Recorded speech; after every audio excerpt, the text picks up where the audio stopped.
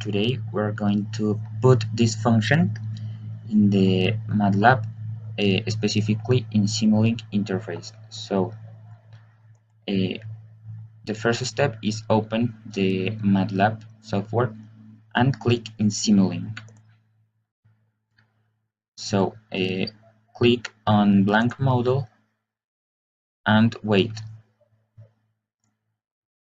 The next step is click in library browser.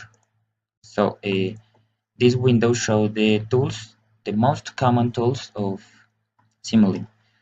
We need three tools. So the first one is constant,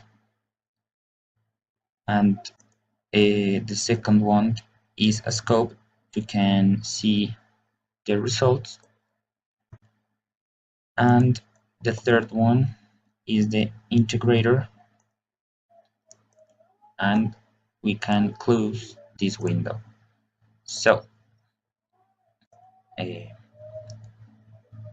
I connect the constant with the integrator and the integrator with the scope. So if you wish, you can put a name on the on the connection, and in the second one is y.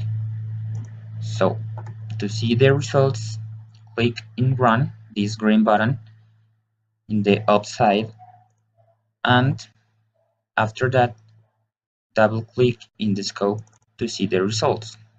And this is our graph that Simulink give us. Thank you.